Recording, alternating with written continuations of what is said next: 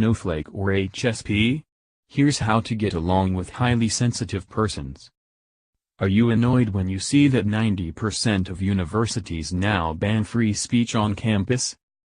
Do the Brexit ranters, on either side, drive you crackers?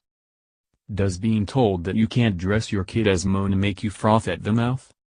Then the media is telling you that you are probably, fiercely, older, and secondly, a hater of Snowflake stash, the term now used to describe anyone who seems oversensitive, politically correct, and usually young. And if you are a man who raged against Doctor Who regenerating as female, then you could probably describe yourself as a broflake.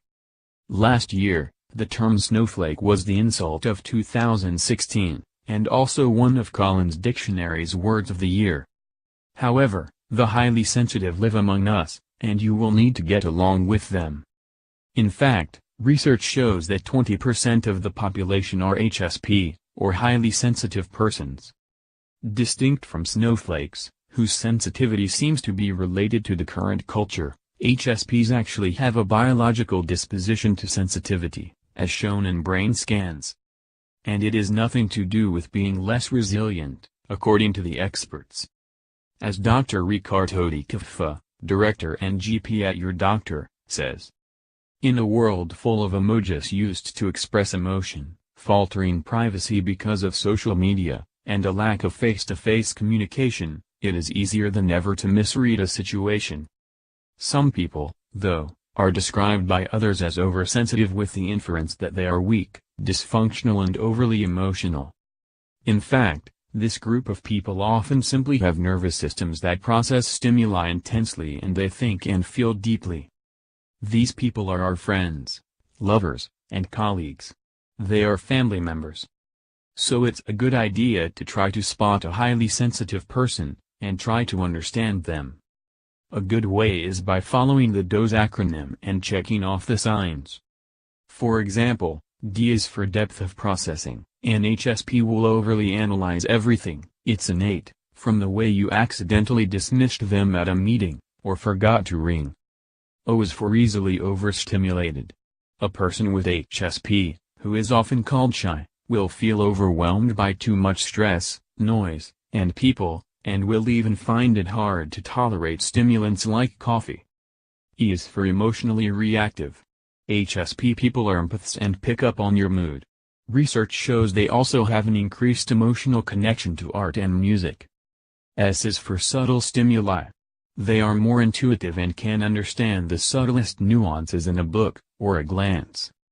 Overall, they are overly affected by external influences that would not affect others, such as constructive criticism. As Dr. D. Cuff explains, those who are overly sensitive may feel things more deeply, are more emotionally reactive, may take a longer time to make decisions, may get more upset about decisions that they or others make that don't turn out well, and may cry more.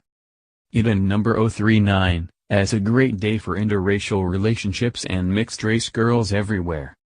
All the details of Meghan Markle and number 039's engagement ring.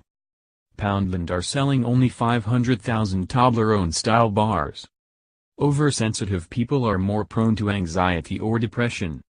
On the other hand, they often feel happiness and gratitude on a deep level, are compassionate, empathetic and caring, and have the potential to be great leaders in the workplace because they are conscientious, loyal, intuitive and all about the detail. But how do you handle a lover? Do you constantly give them reassurance when they voice their concerns? Kitty Waters is a wellness and mindfulness expert, coach, author and host of the Kitty Talks podcast. And she advises that you try not to get caught up in their drama. It's easy to get sucked into their way of viewing life. If they come out with an overly sensitive comment, just say, "I hear you," and that's it. This way they feel heard, but you are not adding fuel to their fire. And if you need to have a potentially fraught conversation with them, talking to someone while walking can be very effective, says Waters. The movement can alleviate the pressure of a face-to-face conversation. Sometimes it's more difficult at work.